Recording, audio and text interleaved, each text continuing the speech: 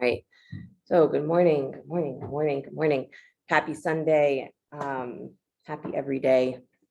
My thought for you that I've been kind of moving towards, moving with is on Samadhi.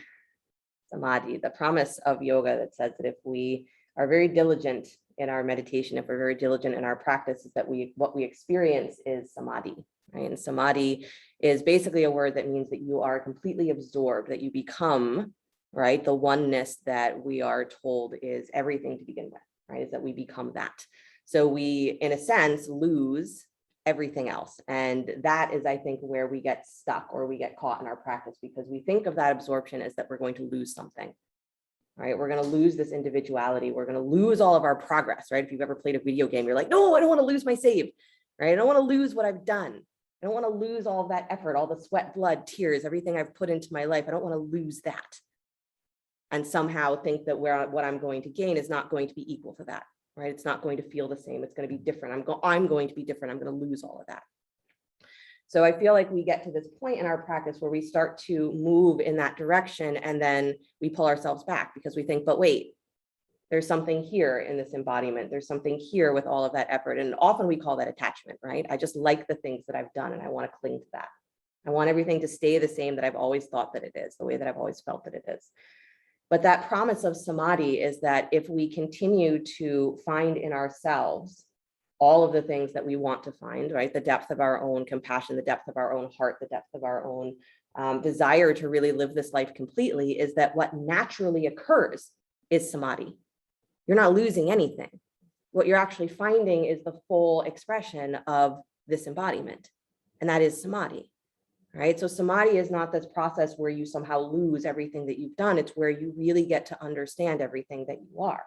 You really get to feel it for what it is, not something, limited to space and time, right? That was 10 years ago, therefore it stays 10 years ago. That's somewhere in my future, therefore I don't feel it as myself now. So that's what we're practicing. That's really what we're practicing, is allowing ourselves to be truly absorbed in the experience of living as we are, who we are, right? Without getting it caught in that concept of time and place and progress, right?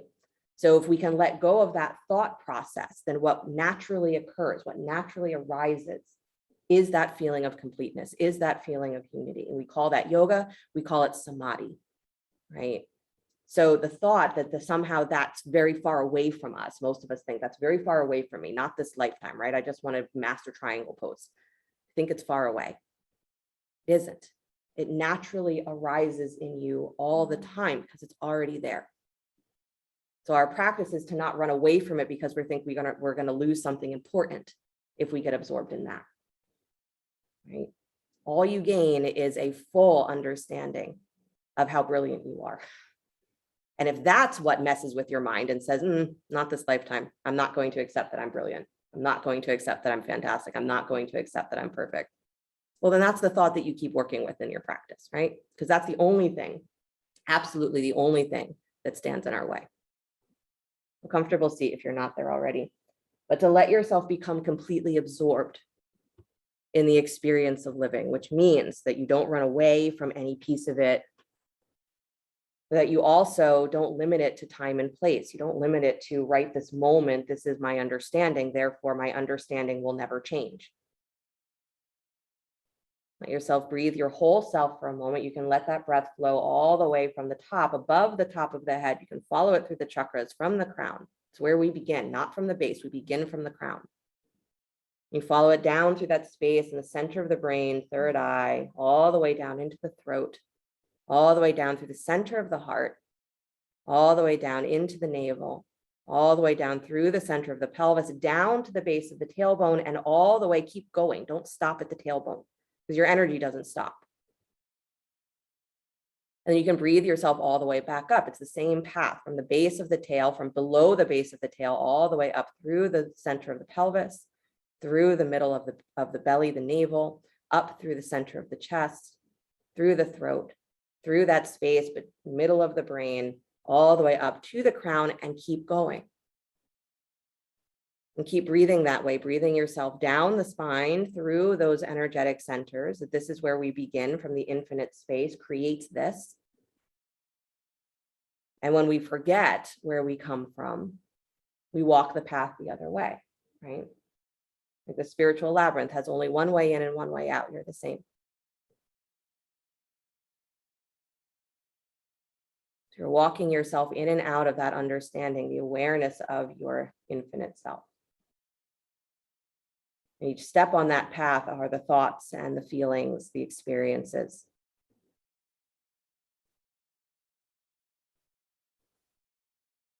When we're doing chakra work, we often say, well, can you experience this moment through this chakra? Can you experience it through this place? Can you experience it through this place? And then can you experience it from all of those perspectives at the same time? Instead of choosing, today I live in my heart, tomorrow I live in my navel, the next day I live in my root. You let each place in you speak simultaneously.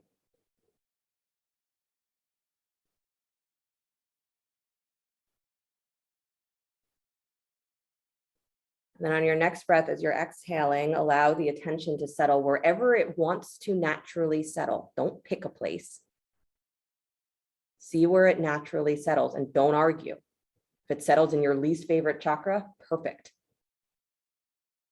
The one that your mind runs away from, perfect. But let your attention settle where it wants to settle. And for today, this is the center. This is the place that you work. This is the place that you keep your attention on.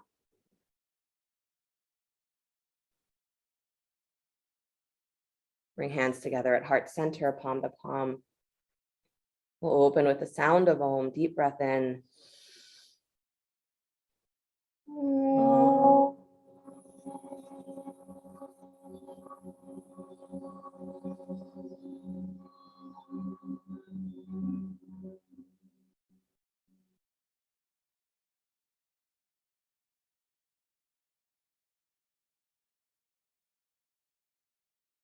And let the eyes float open.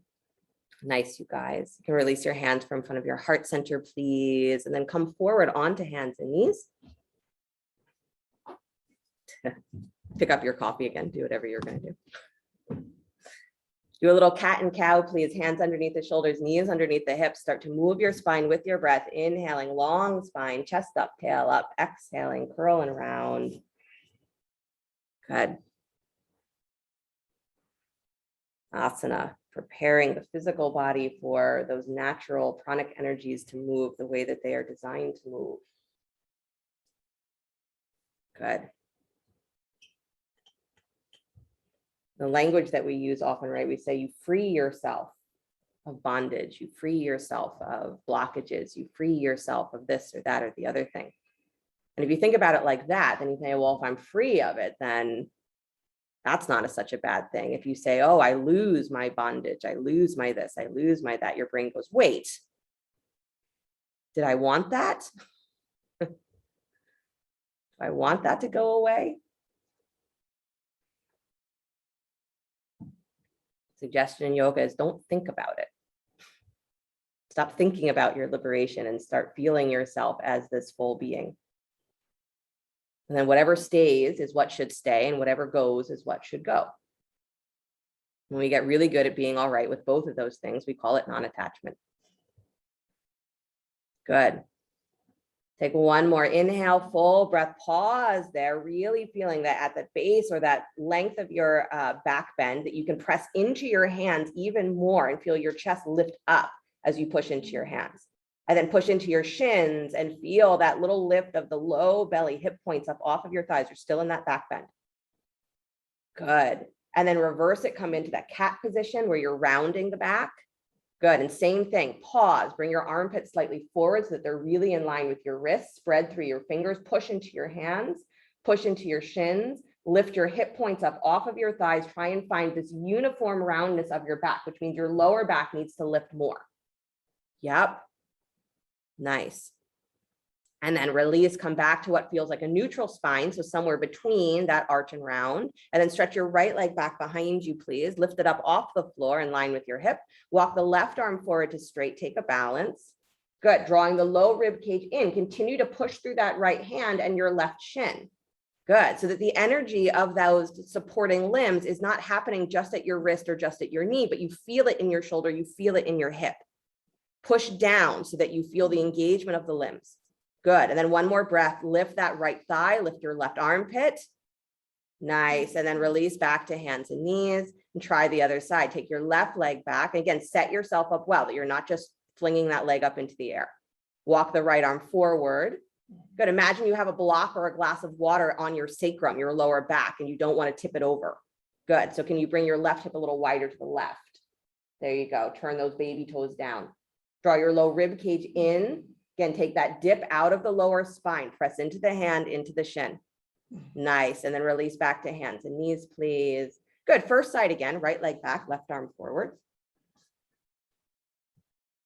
Yeah. Good. Low rib cage draws in. Turn those baby toes down towards the floor. Keep your breath moving from the top of your head all the way down to the base of your spine, even from beyond the top of your head to the base of your spine. Extend, press out through your heel. Yeah. And then release and switch. Second side again. Left leg back, right arm forward. Good. Press through that right shin and your left hand. So again, I want you to feel that what's supporting you here is your shoulder and your hip, not your wrist and your knee. Good. That what's supporting you is your rib cage drawing up into the back of the heart. Nice.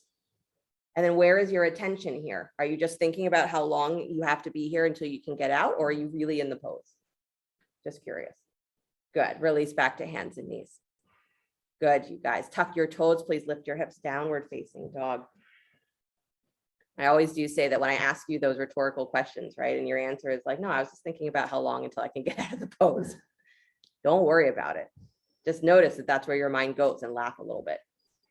Good. Bend your knees a lot, please. Good. As you bend your knees, drop your hips towards your heels and try and pull your butt back towards your heels. So it's like you're literally coming into a child's pose with your knees hovering up off the floor. So drop low, drop low, drop low. This is also for your feet, your ankles. Good. Press back. Long, long shoulders, long, long throat. Beautiful. And then take your hips high to the sky, come up onto your tippy toes, pull everything up, squeeze your hands and your feet towards each other. Good. And then with up on your tippy toes, please start to walk your feet forward towards your hands. Good. Pressing into the hands. And again, only come as far forward as you can where your hands can be flat. So if that's 2 steps, take 2 steps. Good. And then walk yourself all the way back, downward facing dog, still up on your tippy toes. Yeah. Nice. Keeping your head in line with the upper arms, walk forward again, up on tippy toes. Keep your hips super, super lifted. Press into your hands. Keep pressing. Keep lifting your hips. Good. Only go as far as you can go with your hands flat on the floor. Keep your hips up. And then walk yourself all the way back, downward facing dog. Good. Let your heels soften towards the floor. Feel the hips draw up and back. Nice. Keep that lift through your low belly. Slide forward into plank pose. Armpits come forward over your wrist. That same feeling of pushing down into your hands to feel your ribs draw up, to feel your inner thighs draw up. Good. So if your upper back is not starting to feel, your abdominals are not starting to feel like they're becoming superhuman, we'll keep doing this until you feel it, right? This is what should support you though. Chest up, heart up. Good. Press back through your heels. Nice. And then lower down slow to your belly. Good. Forehead to the floor. Take your arms out wide to 90 degrees like you're doing cactus arms facing the floor. So elbows are out in line with your armpits. Separate your feet just a little bit wider. So elbows are bent, but palms flat to the floor. So you're doing cactus arms with your hands towards the floor. Good. Feet just a little bit wider, no wider than your mat. Variation of what should look like locust pose. You're going to lift your legs up and your upper body at the same time, but keep your arms in cactus arms. So inhale, lift the legs, lift the arms up, elbows nice and wide. Good. And if all you're doing is squeezing your butt here, I want you to instead pull into your low rib cage, like you're trying to round your back, even though you're already lifted, round your middle back. Good. And then lift the heart higher, elbows higher. Nice. And then slowly release, please. Good. Take the feet a little closer towards each other. Bring your hands alongside your middle ribs, elbows up for a wide armed cobra. Good. So up on fingertips, hands a little wider. Lift your elbows so they point straight up towards the ceiling. So find that rotation. And then press down through the tops of your feet, even the tops of your shins. So try and see if you can find the front of your shins finding the floor. Because when we say press into the tops of the feet, many of us just really push into our feet and we hyperextend the knees. So try and find your shins finding the floor, even if that means your knees are bent. And then go ahead and rise up, Cobra, lift head, neck, and chest. Keep the elbows trying to rotate towards the ceiling. And pull your collarbones forward beyond the tips of your fingers. Try to keep the tops of your shins moving towards the floor. Good. And then let yourself move from side to side, rotating maybe into a little bit of a twist right and left. If swaying from side to side is what feels better, that's okay. It's whatever movement your spine likes. But keep the tops of your shins drawing down and forward. So not just hyper focusing on the feet, but whole shin. Good. And then come back to center. One more breath, lift and widen. Push those inner elbows wide. Good. And then slowly release all the way back to the belly. Press up to hands and knees, please. Come back, child's pose, knees wide, big toes together to touch. Good. Breathe into the lowest part of your spine. Spreading through your toes. Letting the weight of the pelvis bring your hips to your heels.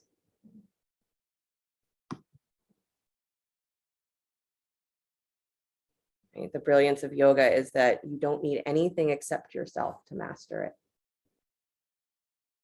And even that word, we master yoga, well, not really.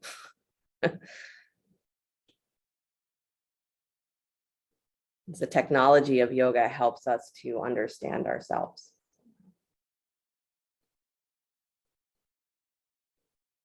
Good. Walk yourself to the right, please, over your right thigh. So moving the belly, moving the ribs.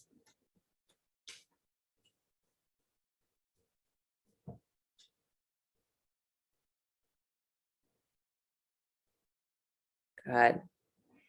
And then come back to center and walk to your left. Again, moving the whole belly, moving the thighs, and then noticing that you're not pushing your right hip out wide to the right. Try and keep your pelvis centered over your heels.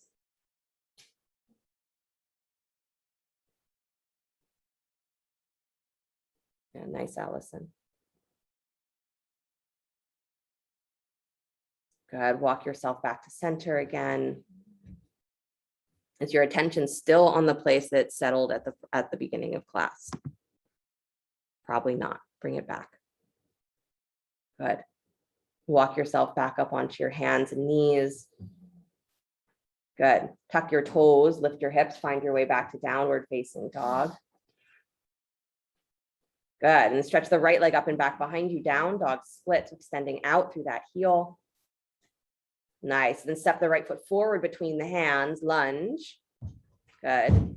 Good. Blocks underneath the hands here if you need. Keep your back heel up off of the floor. Start to straighten your right leg. So again, you're not moving the back foot. It doesn't need to be flat. I want the heel lifted, but straighten the front leg. Again, use blocks if you need. Pull that back heel up so that you can really feel that you are lifting your pelvis towards the back of your mat. So again, you're trying to flare your sit bones or widen your sit bones towards the back of your mat. Tailbone back and up. Good. Squeeze the feet towards each other. Nice. And now lengthen your spine. So lift your chest a little higher. That's it. Now I can see your faces. I like it. Hi, Susan. Hi, Nancy. Hi, Heidi. Good, you guys. Bend that right knee again, please. Good. Plant that left hand. Take your right arm to the sky. Spinal twist. Good. Keep your right butt cheek drawing in towards the middle of your mat. Push your left butt cheek high and wide. So pull that back thigh a little higher. Push it wide. Good. Then leaning onto that left hand, take the right knee out wide to the right. So come onto the baby toe. Let your right knee fall open. Good. If that's not a great option for you, keep the foot flat. Beautiful. Let your chest roll open more as you push into that left hand, reach through your right wrist. You're not just relying on one arm. Good. And then release the foot back to flat, release the hand. Nice job. Drop your back heel, baby toe parallels back of your mat. Cartwheel the arms up to warrior two. Shoulders come over the hips. Good. Front knee is over the front ankle. Find that if it's not already there. Check out that your knee is pointing towards the middle of the foot. Let your back hip spin forward as much as it needs to allow that. Take both arms up to the sky. Left hand holds right wrist, so back hand holds front hand. Lean to the back of your mat. Good. So you're taking that reverse warrior, holding the hand so that you feel, again, not that you're pulling on the arm, but that pressure or that extra anchor gives you the ability to move your ribs back a little bit more. Good. Nice, Melody. Drop that right thigh a little deeper into the pose. Nice, Susan T. And then bring it all the way back up to center, please. Straighten the front leg. Good. Trikonasana preparation. Reach that right rib cage forward. Pause. Squeezing the feet towards each other. Again, soften that front knee. So it's like that shin is moving forward, but the top of your thigh pulls up and back towards the ceiling. Extend just a little bit further. Nice. And then let that right hand touch down to the floor or a block, left arm to the sky. If you missed class on Thursday, is the pose of the day was triangle pose. So anyone who was there was like, oh no, she's doing triangle today. Please don't. And I'm watching you who was in class to seeing if you're doing your old bad habits or not.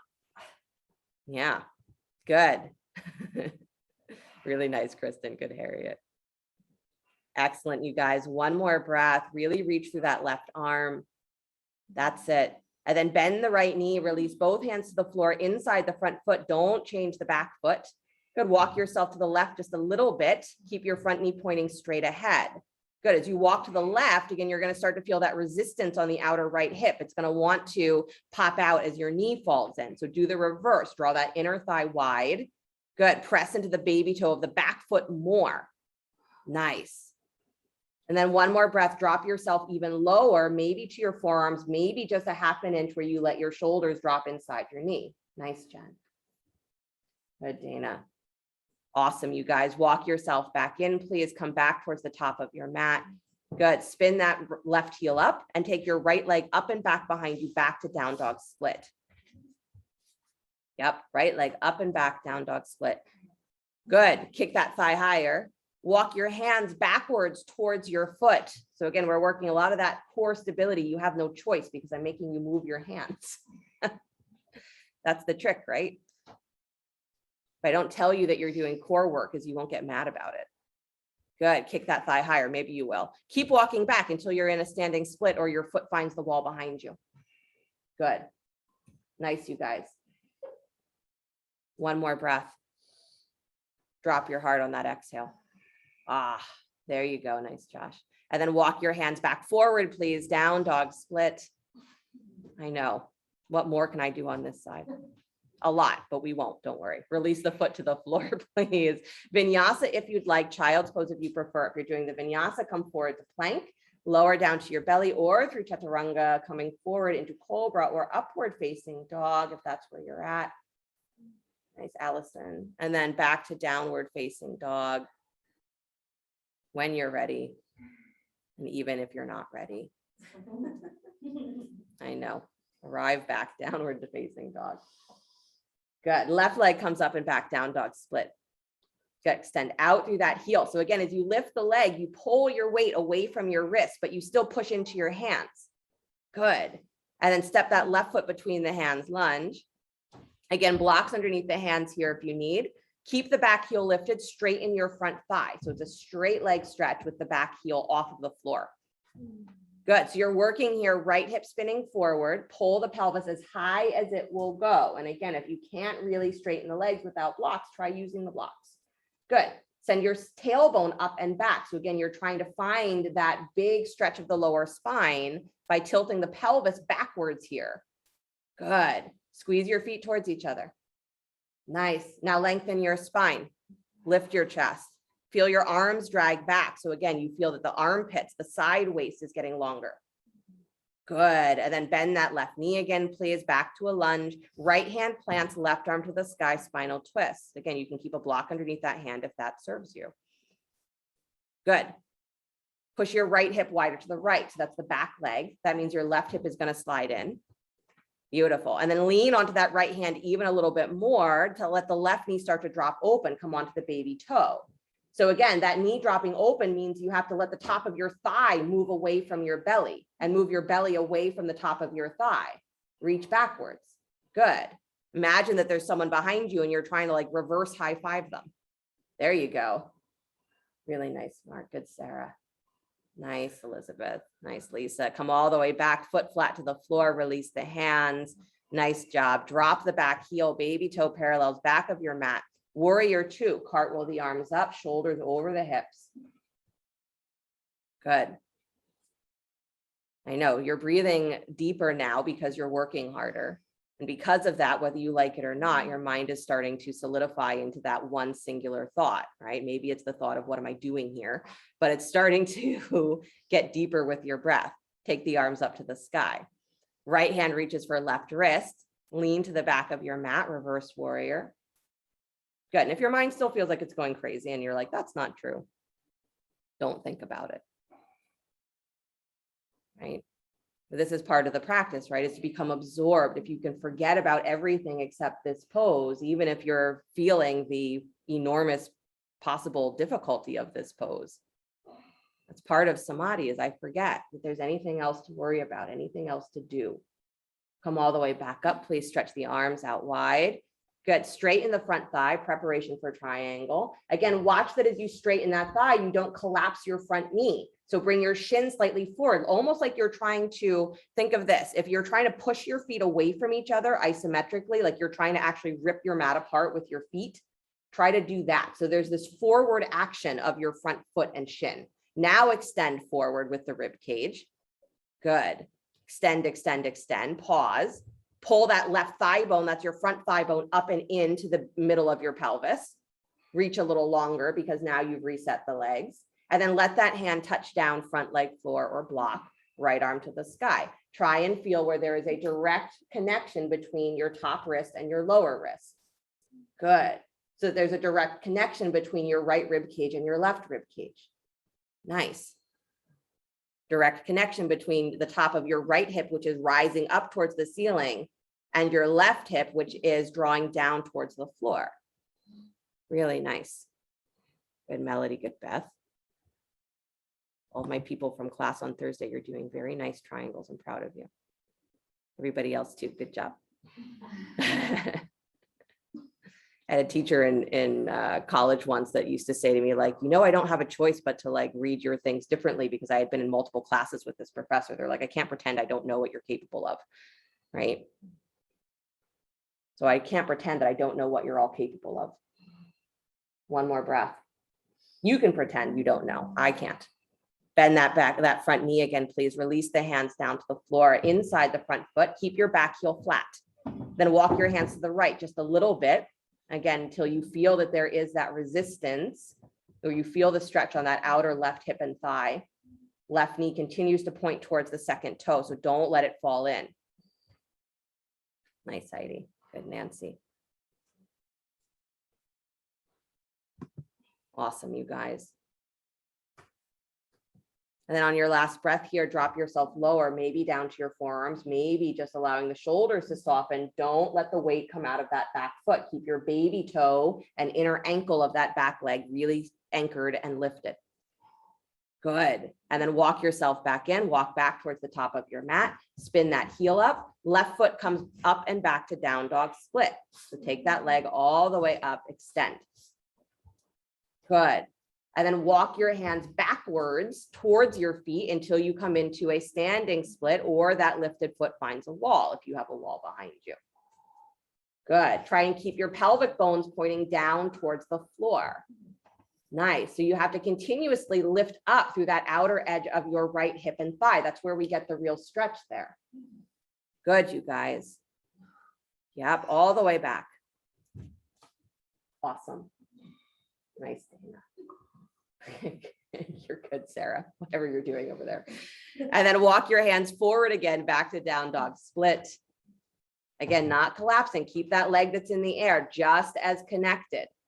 Beautiful. And then release the left foot down to the floor, please. Drop down to your hands and knees. Circle your hips. Don't just collapse into child's pose, please. I know you want to, but don't do it.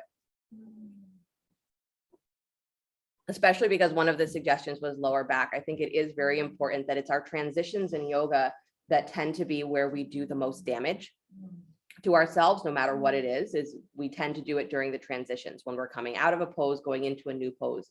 And our habit of coming out of whatever we've just been in and throwing ourselves into child's pose, not always the best thing. Move your hips the other way. You're like, how could that possibly be? I love child's pose. But if you go into it with your legs not completely settled in the hip socket or with a stuckness on one side because you were just in a asymmetrical pose, is then you then push your body even more into that asymmetry. So your child's pose becomes part of your problem. Good. Come back to stillness, please. Now go ahead, widen your knees, drop back into child's pose. Good. So just that little bit of freedom of movement. So not a static position, but actually moving the joints before settling into, again, a static place can really help prevent that transitional aggravation of the joint, right? Good. Press into your shins just a little bit. And as you press into your shins, maybe you feel a little bit more support in your legs. Squeeze your knees towards your outer ribs just a little bit. The outer hips wake up, the lower back can relax.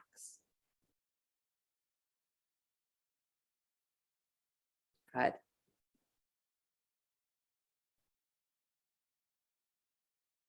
One more deep breath. Nice. Then walk your hands back in, please. Back to hands and knees, downward facing dog. Good. Nice. Take the right leg up and back behind you, down dog split. Good. Bring that knee forward towards your nose, armpits over your wrist. Pause there. Again, pushing into the hands, feeling yourself pull up through everything internal. And then look slightly forward. Place that foot right between the hands. Good. Nicely done. And then drop the back heel, baby toe parallels back of your mat. Beautiful. Cartwheel the arms up to warrior two. Good. Knee over the ankle. You got it. Take your hands back behind you, interlace your fingers at the low spine. Good. Turn your ribs forward towards the top of your mat. Keep your back heel on the floor. Deep breath in, chest up. And then exhale, bow forward. Take the shoulders inside your front knee. Stretch the arms up and over any amount. Keep the legs in that really smart warrior two position. So knee pointing towards middle of the foot. Don't let your butt pop outward. Good. So Elizabeth, move your knee a little bit wider and draw those hips in. There you go. Turn your left shoulder down towards the floor here, you guys. So whole chest towards the floor. There you go. And like you're going to drop your head to your toes. Go. Nice. Really good, Allison. Both Allisons. Beautiful. Release the hands down to the floor, please. Good job. Spin your back heel up. Good. Walk yourself straight ahead, please. Step up, standing split. Left thigh parallels the floor. Good. Left hand stays on a block. If you can't comfortably reach the floor, take your right hand to your outer right hip. Pull that thigh crease back. So specifically get your thumb into that top of that thigh crease and pull it back towards the back of your mat. And then drop your outer left hip wider to the left. Good. Now keep that connection. Start to turn your belly open to the right. Start to twist the shoulders open and take that right arm up to the sky. Revolve Ardha Chandrasana. Good. Don't let that right hip collapse. Pull that right thigh crease back. I know it's going to feel terrible because now that hip has to work in a way that it never has to. Bend your left knee if you'd like. Kick your heel and reach back for the foot or the ankle. That means you got to lift your chest higher. Try not to collapse in to reach for the ankle. Nice. And then once you have the ankle, open your chest super wide. That's it. Nice, Heidi. And then start to extend back. Release the leg. Release the hand. Good. Long lunge. Step that left leg back, please. Good. Plant the hands. Take your right leg up and back behind you. Down dog split. Good. Deep breath in. And then bring that right knee forward and wide. Pigeon pose. Ekapada Raja Kapotasana. In case you forgot, that's the name. Good. As you press into that front shin, keep your hands on the floor. Don't collapse forward yet. If you're on your back, stay on your back. Don't worry. Tuck your back toes, please. Lift your back knee up. Nope, not your foot, your knee. Yep. So you get that stretch again at the front of that left thigh, and then rotate that left hip point forward. Good. Pull the top of your right thigh crease wide. Nice. Now let that left knee find its way back to the floor. Good. And then go ahead, let yourself walk forward onto your forearms or blocks or whatever you want to use. But remember that the back leg, don't just keep sliding it backwards, because you're going to take both sides of your pelvis out of alignment. And then we're right back into, oh, my lower back hurts after I practice. Why? Because you just twisted it up. That's why. Good. Samadhi, being completely absorbed.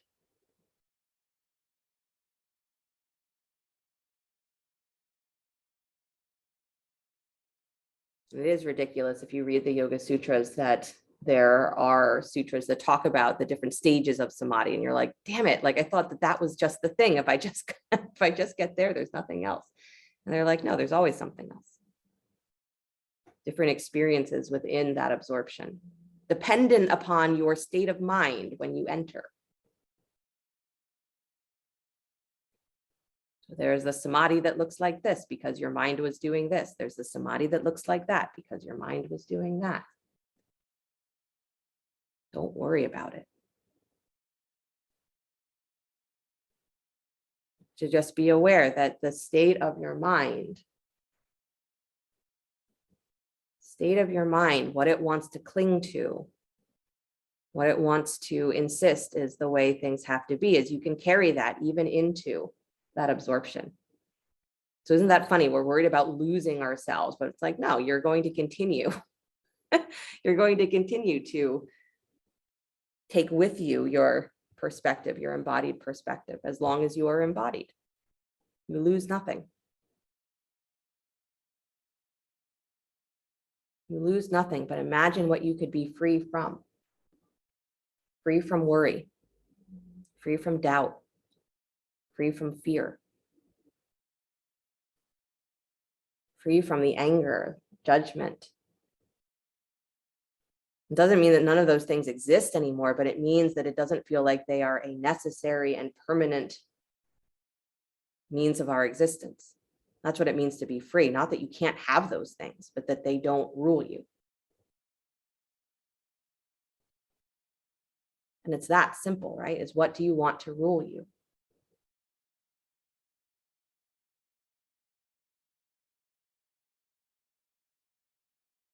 Be a benign dictator in your own self.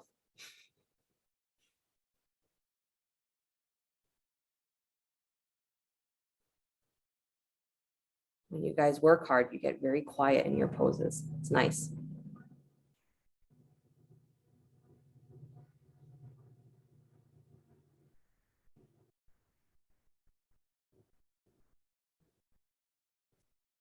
Take one more breath. And then go ahead and walk yourself back up onto your hands. You could tuck the back toes, lift the back knee up. Good. And then pressing into your hands, start to round into your back rib cage, hover that right shin up off of the floor. So if you've been on your back, flip yourself over, please, back into a down dog and bring that right knee forward. And then shoot that right leg all the way straight out to the left. Yep. So just from that position out to the left. So behind your left wrist. Other way, Elizabeth, underneath you. Yep. Baby toe edge of the foot is going to find the floor. Keep pushing it outward until your outer right hip finds the floor. So you're not coming into the back bend. You're coming into a deeper hip stretch. It's a double whammy. It's a 1-2 punch. All the way out. Your outer right hip is going to come down to the floor with that leg extended out straight from the hip. There you go. Turn your ribs to face forward towards the floor. Back heel stays lifted towards the ceiling. So your back toes are tucked. That's it. And then walk yourself back forward onto your forearms. Oh, so it's kind of like when we do a straight-legged twist, but you're doing it facing the floor. So it's the same sort of torture, but it's less avoidable. Now Good. I know I've been making excuses. That's right. Now you know why you've been making excuses not to come to class, because Too much work. too much work. I know.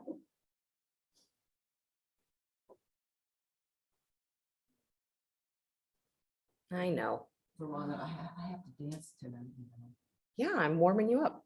Yeah, exactly. Someone in the room here has a wedding tonight. They're like, I have to dance tonight. I'm like, yeah, your IT bands are going to be so loose. You're going to be able to do like, can dancing. Don't do that at anyone's wedding, please. Can you imagine? It would be me. Yeah. Yep. Oh my God. Yeah, I know the work of the practice is just getting past our edges. That's it. It's just getting past the edges where we don't want to feel. That's it. Your willingness to just feel this, even if you come out of the pose and you change it, that's fine. But your willingness to feel is what moves your practice along, if you want to call it moving along. I know, take one more breath. You haven't really been here that long. And then walk yourself back up. It's a very humbling experience. If you ever do something like, you do a class where come back to downward facing dog. I won't leave you here. Come back to down dog. Good. Release that foot to the floor, please. Drop down to hands and knees, do a little hip circling, and then find your way back into your child's pose. It's a very humbling thing if you've ever done a class where you say something like, oh, okay, we're going to hold the pose for a minute, and you actually use a timer. You'll be very humble to be like, what? A minute cannot possibly be that long. When you're ready, find your child's pose.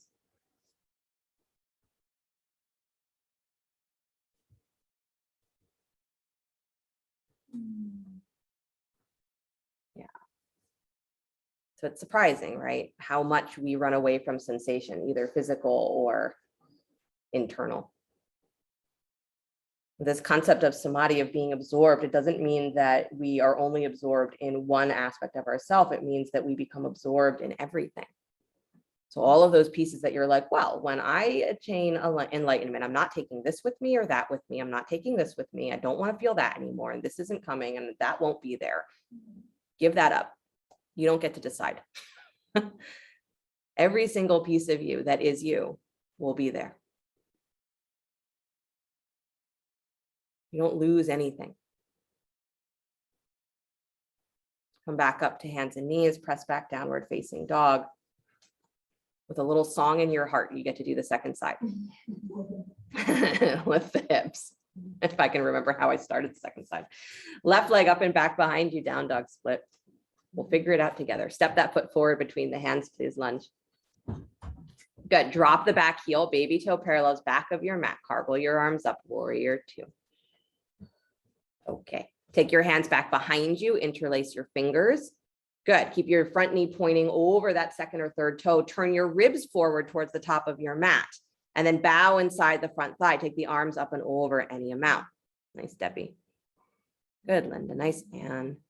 Good, you guys. Find that you are not just squeezing that place behind your heart, but that you are trying to draw your shoulder blades towards the middle of your heart. So you're not trying to squeeze the space between them. You're trying to literally move them, chest wider. Turn that right rib cage down more. Drop your head like you're going to bring your head to the mat and press into that baby toe of your back foot, inner ankle a little higher. That's it. Good. Release the hands down to the floor, please. Nice job. Spin your back heel up. Walk your fingers straight ahead. Step up, standing split. Yep, blocks underneath the hands if you need. Good. And then left hand comes up to your left hip, please. Bring that thumb or fingers up into that thigh crease and pull backwards towards the back of your mat. And as you pull backwards, yeah, maybe your weight settles more into your heel, your hips move slightly back, turn your right toes down towards the floor. Good. And now maintain that. Start to stack your right shoulder on top of your left. Turn your belly towards that standing leg. You got it, Linda. Nice, Mia. And then maybe the left hand reaches for the sky. Maybe it stays exactly where it is. Push into your right hand, whatever it's touching, a block or the floor. Push into it and feel your lift come from your armpit. Good. And then optional, bend that right knee, kick the heel in, reach back as high up and back as you can to find the ankle. Good. And then once you have it, you've got to really turn that left shoulder open, open, open, open, open. Nice, Josh. Good. You got it, Jen. Nice, Dana. Good, Mark. And then slowly release. Nice, Mia. Nice, Meredith. Extend back. Nice long lunge. Step that right foot way back behind you. Good. Plant the hands. Left leg up and back. Down dog split. I know. So extend yourself, right? Pull backwards. So again, we're really stretching outer hips and thighs with that. Good. And then bring the left knee forward and wide. Pigeon pose. Good. Knee goes wider than your hip point. Good. And again, if you're coming onto your back, come onto your back. Good. If you are upright, stay upright on your fingertips. Tuck your back toes, lift your back knee up off of the floor. Good. And then send your outer right hip forward as you draw your left thigh crease wide. So you reset your pelvis with that back knee lifted. Good. Pressing into the front shin. So Allison, even more, bring your right hip slightly forward. So back hip forward. There you go. And then let that knee drop back down to the floor. Good. And then walk yourself forward. Find your resting position on your elbows, blocks, whatever you're using. Good. Keep an awareness of your shin pressing into the floor.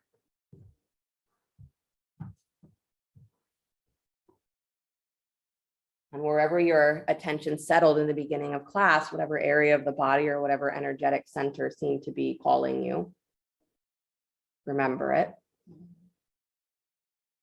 Remember it not just as a physical location, but as its own entire perspective on reality.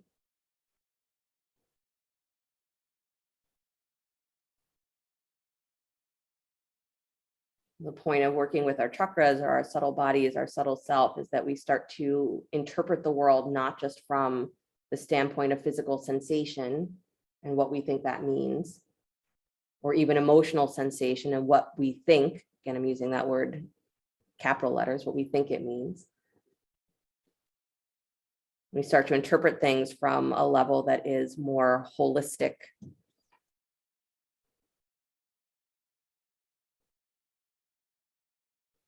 We start to interpret that there's meaning that is arising in us, not from our mind, but from somewhere else. So that when our mind becomes integrated into that, we like that word integrated instead of absorbed, becomes integrated into that perspective, then what naturally arises is that state of completion, that state of, there's just this, capital T.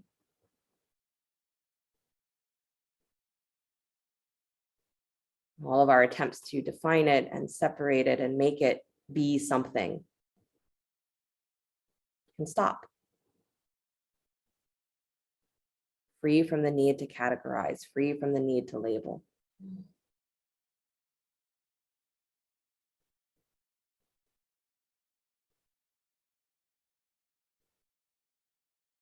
The Isha Upanishad that has we say it often, the Om Purnamada mantra that says that everything is perfection. You are created as perfection. No matter what you do, you cannot change that.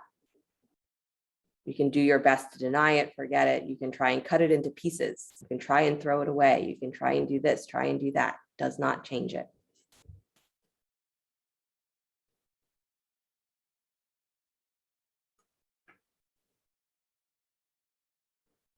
If you're on your back, make sure that you have equal weight on both sides of your sacrum.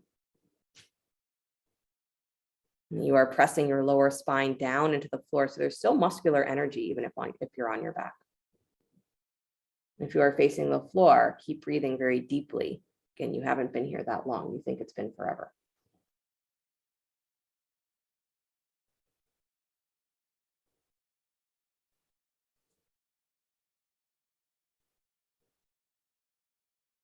And besides, you know that what's coming next is a more obnoxious hip stretch. So why would you want to get out of this? One more breath. Good. Walk your hands back in underneath the shoulders. Please tuck your back toes. If you've been on your back, please roll yourself over into a downward facing dog. And then you're lifting that back knee. Bring the left shin up off the floor. So if you're coming back up into down dog, as you're bringing your left knee forward towards your nose. Good. And then you're sending that leg out straight behind your right wrist. So it should be straight out from that hip. Good. Legs are split. Keep drawing that left foot wider or further until your outer left hip finds the floor. Your right toes are tucked under, heel facing the ceiling. Good. And then you're turning your ribs towards the floor. Walk yourself forward onto your forearms. Try to keep that left foot flexed. Again, if you're like, hey, I'm in the position, leave me alone. That's good. If you can keep that foot awake, please keep that foot awake. Good. So it's a feeling as though you're continuously still pushing through that leg or extending through that leg, even though you are in a resting, static position. Yeah. So again, it's almost like you were doing a straight-legged twist, but you're facing the floor. Bridget's Cross. Still don't know where that name comes from. Nice, Beth. Good, Harriet. Perfect time to be distracted by dogs if you have one. The best excuse. Oh, I just had to pop out of that pose for a second. My dog needed me. Just had to go take care of something real quick. I'll come back when you're done with that. Stay with your breath. Stay with your body. In our modern times, we think, oh, so many of the teachings are get out of the body, get out of the body, get out of the body. No, we want to get back into the body because most of us have never been there. We don't really live there. We live in our minds. So it is a huge part of our practice to experience Samadhi is to be in this body. And not to chase the sensations, but to be in this body as it is with sensation.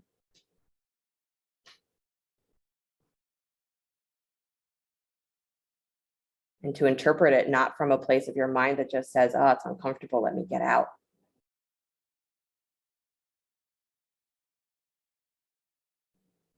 Right? If our mind or if our body could really sense a true feeling of what it would mean to be free, contemplate that. What would it mean to be free? And don't be surprised if as you contemplate it, part of you is like, that's terrifying to be free. Don't be surprised if that comes up. You might not.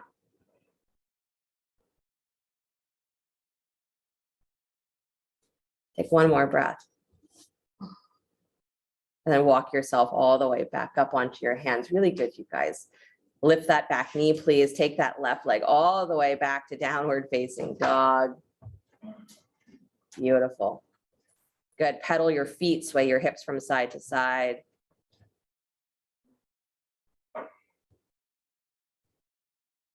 Nice. And then come back to stillness, please. Good. Walk your feet forward a tiny bit more. Could separate your hands just a little bit wider. Again, if your hands are not flat on the floor, make sure you have blocks. And then you're planting your hands, look forward towards the tips of your fingers. Good. Keep those armpits drawing in and up. So again, come up on the tippy toes of your feet. Let your weight fall onto your hands. Look at the tips of your fingers and stay there, drawing those armpits all the way up as though you were going to prepare for a handstand. You're not going into a handstand, don't worry, but palms flat. So Jen, make sure your heels of your hands are flat. Good, pushing into the hands. And what I want you to do is keeping your gaze at your fingertips. So I want you to do what we call a little donkey kick. So you bend your knees and kick your heels up towards your butt, both feet at the same time. That's it. And just do that a couple of times. Good, keeping your hips as lifted as you can. Those of you who are handstanders, if you want to really let your hips come up above your shoulders and go for that handstand, you can go for it. Good, couple more times. Again, get your heart rate up. Good, this is your cardio for the day. Good, beautiful. Don't do it once and think that's enough. Do it 10,000 times until you naturally fall into a handstand and wonder how it happened. Good, and then slowly come on down. Really nice, Allison, that was beautiful. Good, drop down to hands and knees, please. Sit back onto your heels or between your heels in Vajrasana. So either one, on your heels, between your heels. Let your spine settle, eyes closed. Oh. Well, Lisa's got a wedding tonight, so we all have to get pumped. Someone's getting married, get pumped. Feel your spine again, breathing from the top, above the top of your head, all the way down. And then from below the base of your tail, all the way back up. And even if you have no idea what the chakras are, you don't know anything about them, or you've only heard that something about colors and whatever, doesn't matter. Bring your awareness to touch each place in that inner world.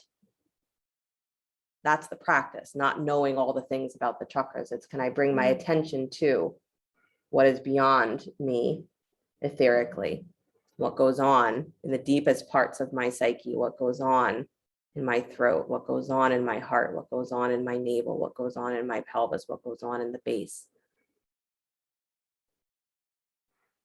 It's part of being embodied.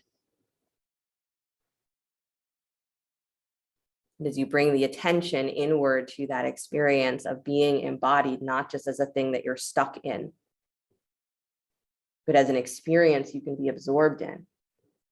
You don't have to go anywhere to experience Samadhi. It's right here. And it's through this body, not escaping this body. It's through this mind, not escaping this mind.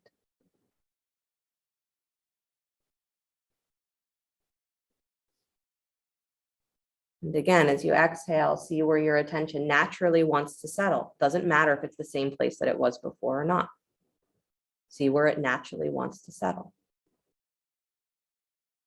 We get in the way a lot. We think, oh, this is my problem. We diagnose ourselves. My problem is this chakra, and I will work on it now until the day I die. Let your attention, let your awareness bring you to where there is something to be processed, something to be seen. Don't look for it on your own. And as you go in that inner world, don't just look for problems. Sometimes where your attention settles is where there's joy that wants to be felt, where there's a release that says you haven't really let yourself feel it. You're not always going to be drawn to where the problem is.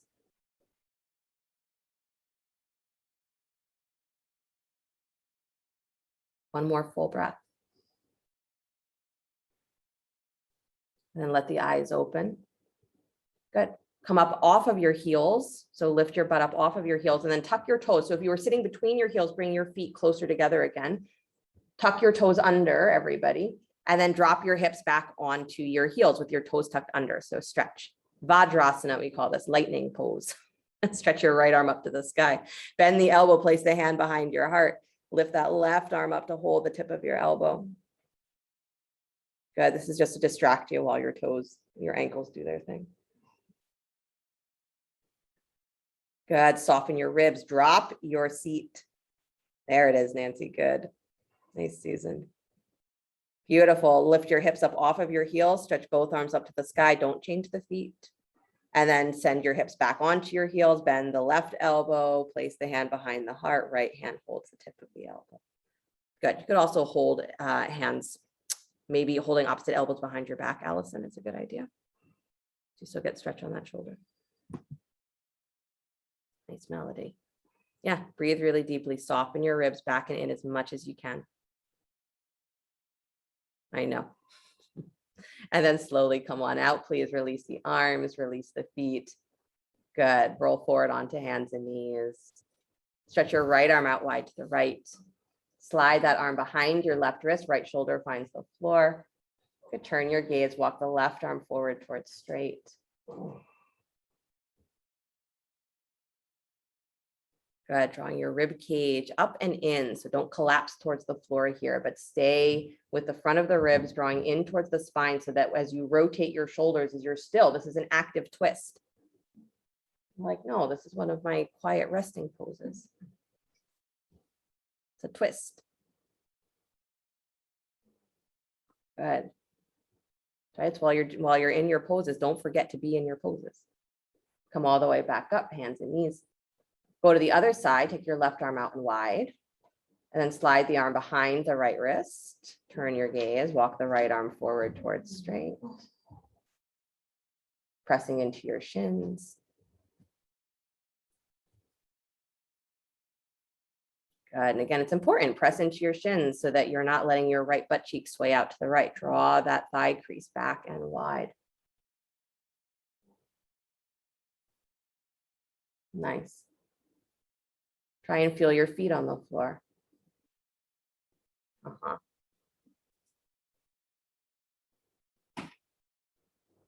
But twisting requires an anchor. So since the shoulders are rotating, the hips have to be steady. How do we make the hips steady in this position? We press into the shins. Good. Come back up to center, please. Back to hands and knees. Nice job. Tuck your toes, lift your hips, downward facing dog. Oh my God.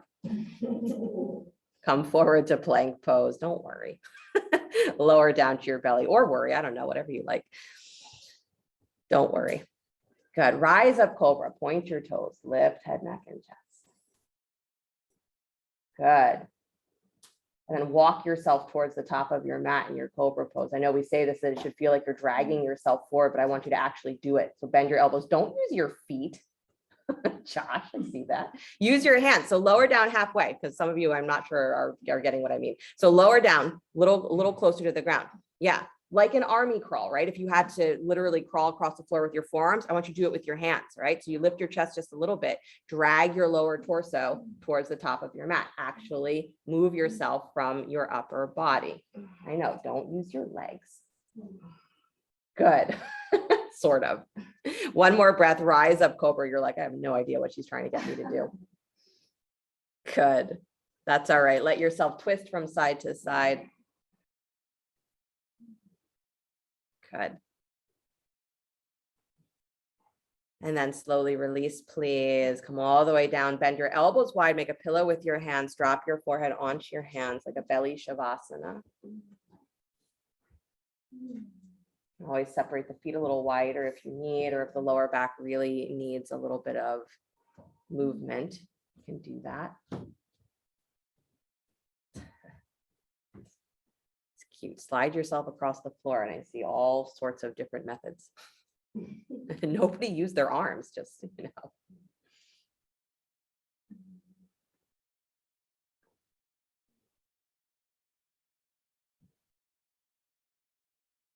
Breathe yourself wide into, sometimes we call it like the wingspan, so that area around the shoulder blades, the armpits.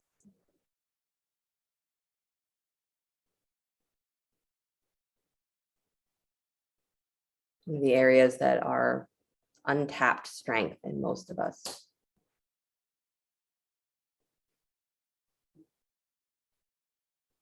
I think so much about our arms and our legs supporting us in our poses, but it's really most of the support actually comes from this core of the body, from your armpit to your hip,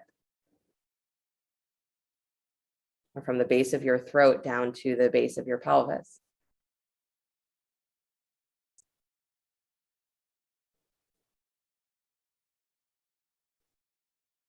We have the practice pratyahara, which says go from the extreme, go from the outer edges, and bring everything all the way back into where it originated, where it began.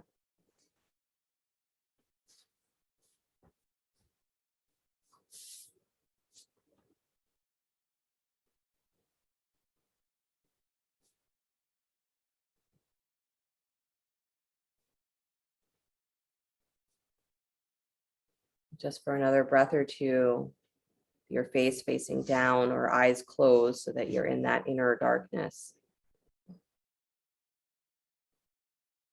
You follow your breath all the way in. So try to see if you can feel, perceive, where does it begin?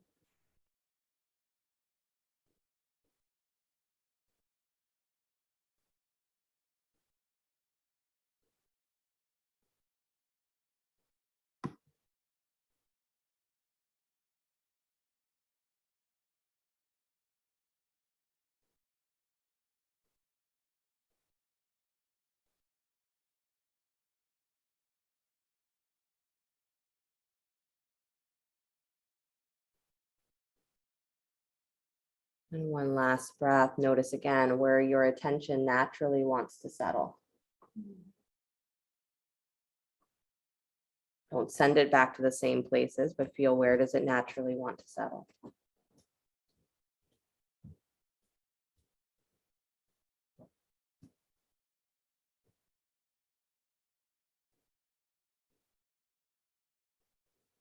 And slowly find your way flipping over onto your backs. You know, I said belly Shavasana, but that was not Shavasana. Tricked you.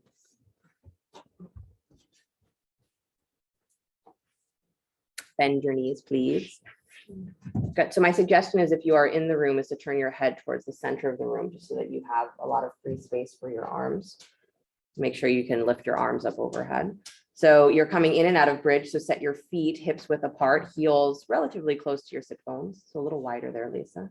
And then as you inhale, take your hips to the sky, take your arms up and overhead. So your hands find the floor above the top of your head. So you breathe, whole spine. And then exhale, release the hips back to the floor, release the arms back to the floor.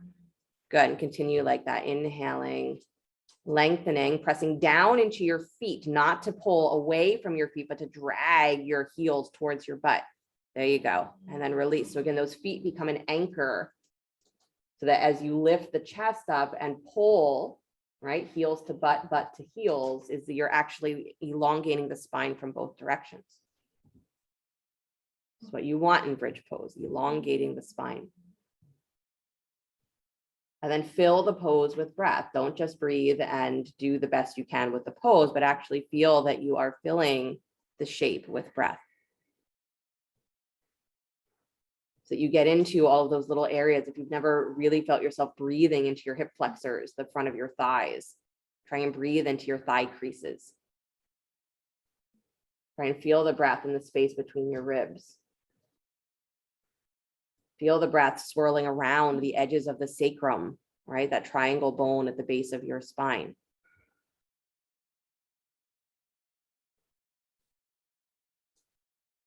Breathe into your armpits, into your clavicles, to your collarbones.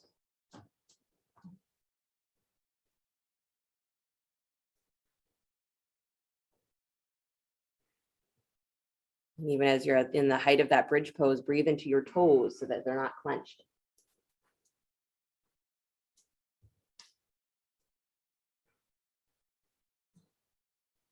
Good. So many of the practices, it said, well, how long should we do it for? Well, we're told to do it for long periods of time or lots of repetitions. And it's not so much that the number of repetitions means that we master the thing, but it means that by doing something often enough is that we forget about doing it and we let ourselves become it. It becomes part of us. So it's however long it takes for a practice to awaken in you, whatever it is you're looking for from the practice. Once you realize that it's already part of you, is you don't need the practice anymore. You don't need the thing. You know it to be you. That's the process of samadhi, right? When you know everything in your experience to simply be you. So you don't have to do this chasing yourself around. Next time your hips find the floor, rest there, stay. Knees bent, feet flat. Try not to let the knees fall in or out unless you really feel it necessary. Constructive rest. It's a funny word. It's like, oh, you're going to ruin rest for me now too. It has to be constructive.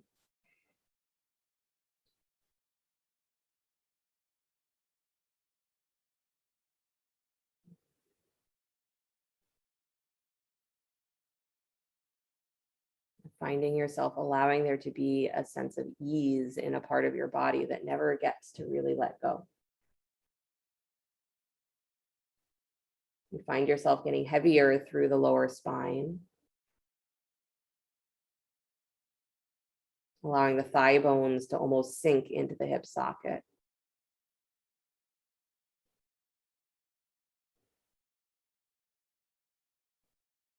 And if there's nowhere to get up and run to, you can relax your legs in this position. Let them just really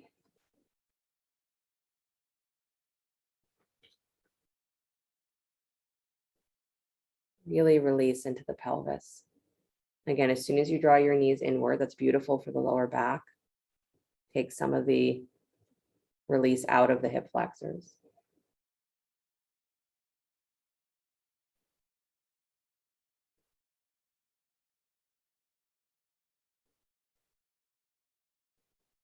Area of the body that energetically is said is very connected to our deeply felt feelings of fight or flight. Sometimes we know that we're in that state and sometimes we don't.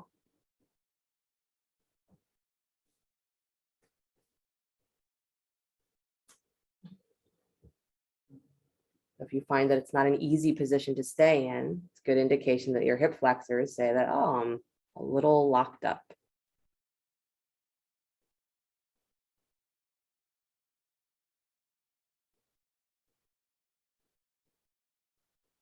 Maybe there's a subtle feeling of always being ready to react, always being ready to run.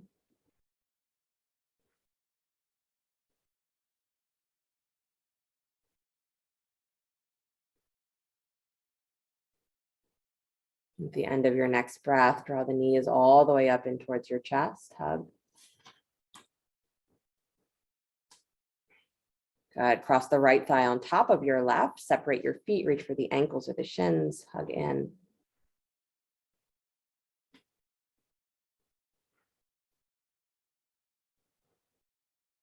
Good. And then squeeze your shins towards each other, please. Scoot your hips over to the right. Drop your knees to the left. Spinal twist with the legs wrapped. If that doesn't work for hips or knees or any other part of you, unwind the legs and just let your knees drop to the left. Good. Stacking the knees.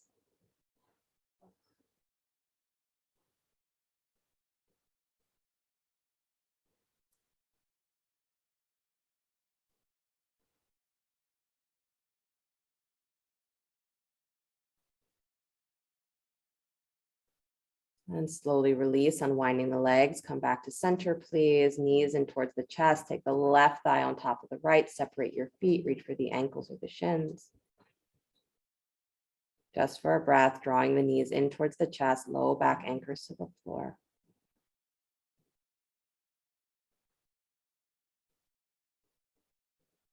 And then bring the shins together, please. Scoot your hips over to the left. Drop your knees to the right. And again, if having the legs wrapped does not feel good on the hips or the knees or any other part of you, then unwind the legs and just stack the knees on top of each other. You can always also take that left arm up over the ear instead of reaching back for the floor if that helps to give you more space.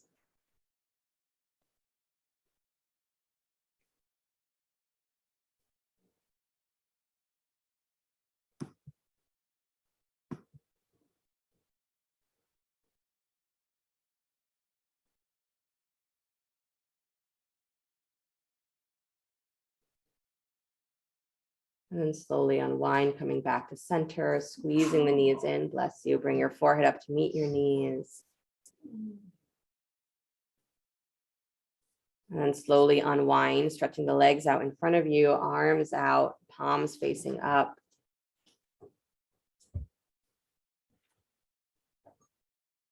And Shavasana is sometimes said that the real practice of it is to release your connection, your clinging to this body being the beginning and end of what you are. So as you breathe yourself very wide, remember that this body is included in that wideness.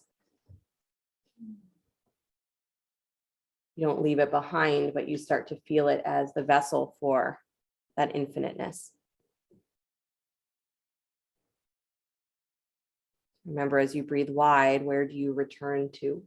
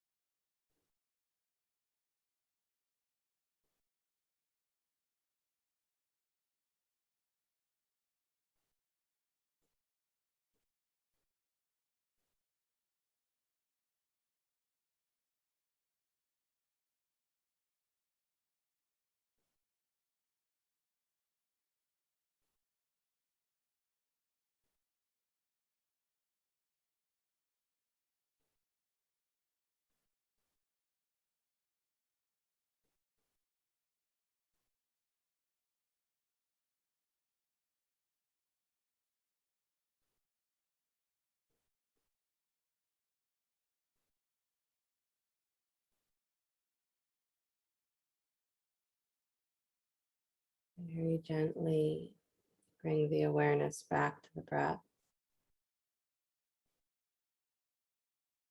Letting the body stretch and move in whatever ways serve it well.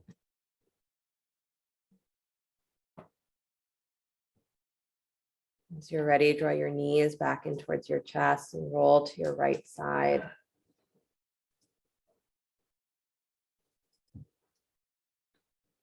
Take a moment before you begin to push the floor away. Come back to an upright seated position.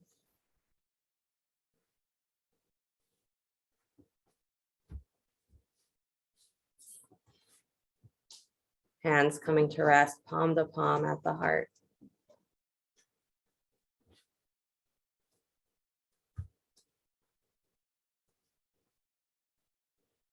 We are moving towards what we said we move towards when we practice yoga, is that state of absorption. And if we do it and our mind says, I'm going to lose something important, we will hesitate. We'll stop. We'll keep running the other way. So remember that you will lose nothing. But what naturally arises, the more that we keep finding what is really in the depth of us, the more that we keep exploring, we keep looking, we keep going in, it's what naturally arises is that state where everything is connected and everything is harmony and everything is already one. And it's not because you convinced yourself and made it that way. It's because it always was. So we practice, keep finding yourself, keep finding yourself, keep finding yourself, but it's inward. Bring your body with you. Be absorbed in this experience of living right now, this day. And that feeling will naturally arise. No Samadhi. You are already absorbed, you just forgot. So reabsorb yourself. Reabsorb yourself in living.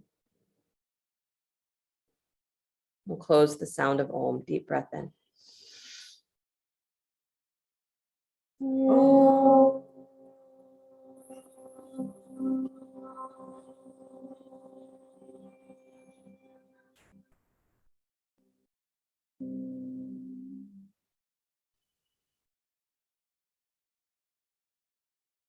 Sliding the thumbs up to the space between the eyebrows. Namaste. Namaste. Thank you guys so much. Have a great rest of your day, great rest of your week until I see you again. If you're staying for meditation, we start at 11. If not, I will see you when I see you. Don't forget the cafe that's opening up the hall right where Nectar was has free food offerings today from 11, I think, until 1. So if you're interested in coming by and checking that out, don't forget to do that. Thanks, Veronica. You're welcome. You're welcome. Thank You're you, welcome. Veronica. Thank you.